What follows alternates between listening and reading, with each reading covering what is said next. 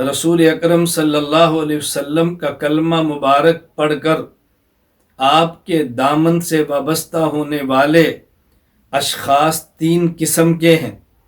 Number ایک، رسول اکرم صلی اللہ علیہ وسلم پر ایمان لائے اور وہ خواتین ہیں اور پیغمبر کی بیویاں ہیں۔ نمبر دو، رسول اکرم صلی اللہ علیہ وسلم پر ایمان لائے اور وہ پیغمبر کی اولاد ہے۔ نمبر تین، رسول اکرم صلی اللہ علیہ وسلم پر ایمان لائے، نہ وہ پیغمبر کی بیویاں نہ پیغمبر کی اولاد بلکہ اصحاب ہیں۔ یاد رکھنا، اصحاب کا معنی یہ نہیں کہ ازواج اس میں شامل نہیں، اصحاب کا معنی یہ نہیں کہ اولاد اس میں شامل نہیں۔ اولاد میں اصحاب میں اولاد بھی ہے، اصحاب میں ازواج بھی ہیں۔ میں نے مزید تھوڑی سی وضاحت کرنے کے لیے ان کی تین قسمیں بنا دی ہیں۔ نمبر ایک، صحابیت بھی ہے، پیغمبر کی بیوی بھی ہے، زوجیت بھی ہے۔ نمبر دو، صحابیت بھی ہے اور پیغمبر کی اولاد ولدیت بھی ہے۔ نمبر تین، زوجیت اور ولدیت نہیں، صرف صحابیت ہے۔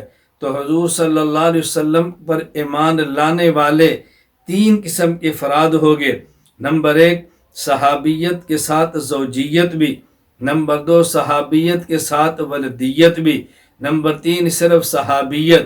تو جہاں زوجیت اور صحابیت مل جائیں انہیں ازواج کہتے ہیں، جہاں پیغمبر کی صحابیت کے ساتھ ولدیت مل جائے انہیں اولاد کہتے ہیں، اور جہاں صرف پیغمبر کی صحابیت ہو، زوجیت ولدیت نہ ہو، انہیں اصحاب کہتے ہیں۔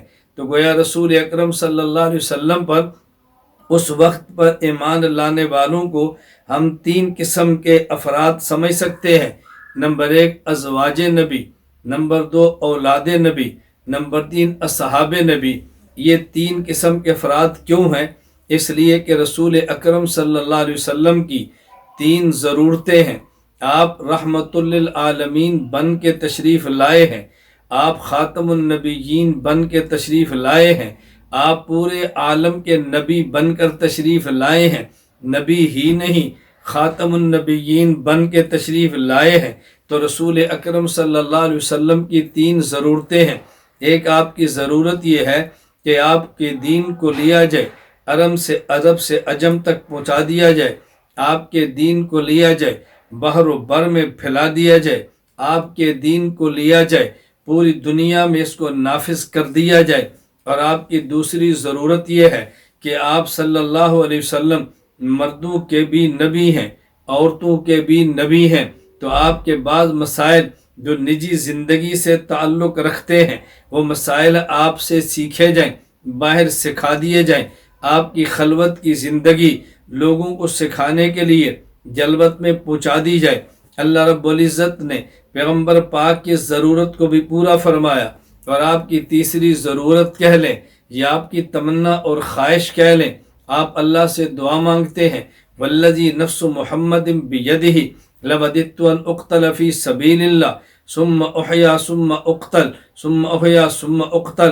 اے اللہ میں قسم اٹھا کر محمد کہہ رہا ہوں، والذی نفس محمد بیدہ، قسم اس ذات کی جس کے قبضے قدرت میں محمد کی جان ہے صلی اللہ علیہ وسلم، لوددت ان اقتل فی سبیل اللہ، میں سچے دل سے یہ چاہتا ہوں مجھے اللہ کے راستہ میں شہید کر دیا جائے، مجھے پھر زندہ کیا جائے، پھر شہید کیا جائے، مجھے پھر زندہ کیا جائے، مجھے پھر شہید کیا جائے۔ یہ رسول اللہ صلی اللہ علیہ وسلم کی تمنا ہے، اللہ کے نبی کی آرزو ہے، آپ کی قلبی خواہش ہے، جسے آپ لفظ مودت سے تعبیر فرما رہے ہیں۔ یہ پیغمبر کی خواہش۔ اب گویا پیغمبر پاک صلی اللہ علیہ وسلم کے تین تقاضے ہیں، آپ کی تین خواہشیں ہیں۔ نمبر، آپ کے دین کو عرب سے لے کر عجم میں پھیلا دیا جائے، عرب سے عجم تک پہنچا دیا جائے۔ آپ کی دوسری خواہش یہ ہے کہ آپ کے دین کو خلوت سے جلوت میں لایا جائے، مردوں کے علاوہ عورتوں تک پہنچایا جائے۔ اور آپ کی تیسری خواہش اور تمنا یہ ہے کہ مجھے اللہ کے راستے میں شہید کر دیا جائے۔ پیغمبر پاک کی پہلی تمنا، اے اللہ میرے دین کو عرب سے عجم پر پہنچا دے۔ والذی ارسل رسولہ بالہدی ودین الحق لیظہرہ علی الدین کلہ، اللہ نے اپنے محمد پیغمبر کو دین حق دے کر بھیجا تاکہ تمام ادیان پر غالب فرما دیں۔ اس غلبہ دین کے لیے اللہ نے حضور کو افراد عطا فرمائے، انہیں اصحاب کہتے ہیں۔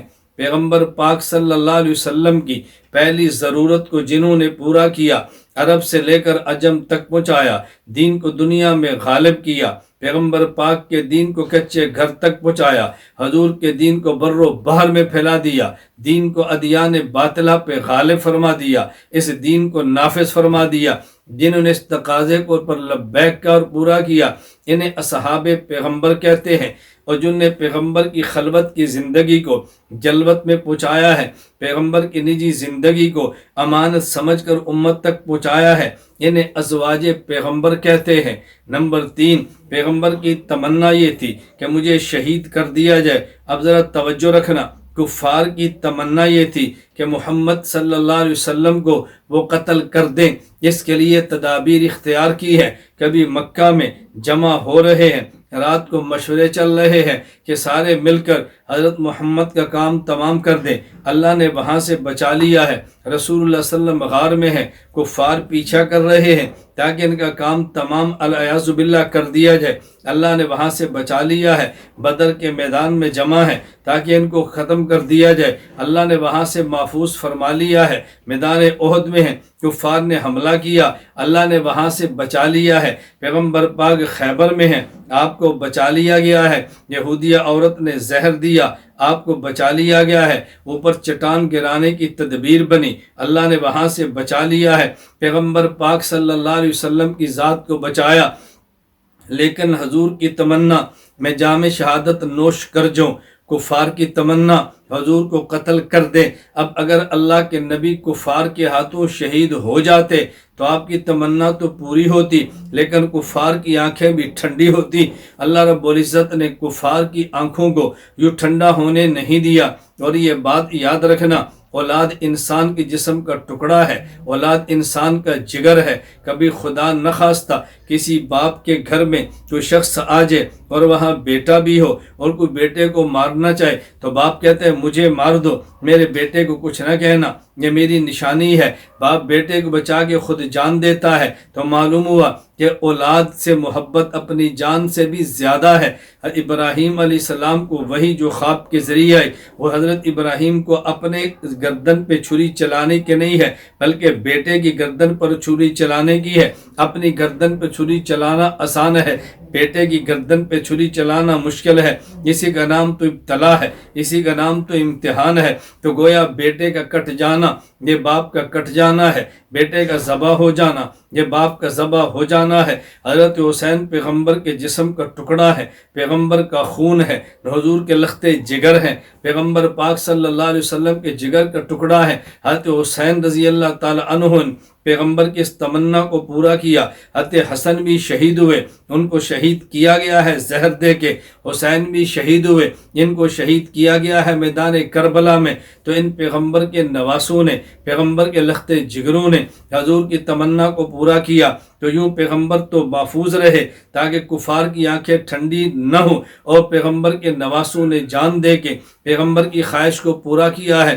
میں بات سمیٹتے ہوئے یہ بات کہنا چاہتا ہوں، پیغمبر کی تمنائیں 3 ہیں۔ نمبر 1، دین کو دنیا پہ غالب کر دیں، یہ تمنا پوری کی ہے اصحاب پیغمبر نے۔ دوسری تمنا یہ ہے میری زندگی نجی اور خلوت باہر کی مستورات تک چلی جائے، یہ تمنا پوری کی ہے ازواج پیغمبر نے۔ حضور کی تیسری تمنا یہ ہے کہ میں اللہ کے راستے میں شہید ہو جاؤں، یہ تمنا پیغمبر کی پوری کی ہے۔ حضرت حسن حسین نے جام شہادت نوش فرما کے تو پیغمبر کے ساتھ جو افراد ملے کلمے کی حالت میں، وہ 3 طبقے تھے، یہ 3 قسمیں تھیں، 3 اقسام ہیں۔ یہ پیغمبر کی 3 ضرورتیں ہیں جو اللہ نے تینوں کے ذریعے پوری فرمائی ہیں۔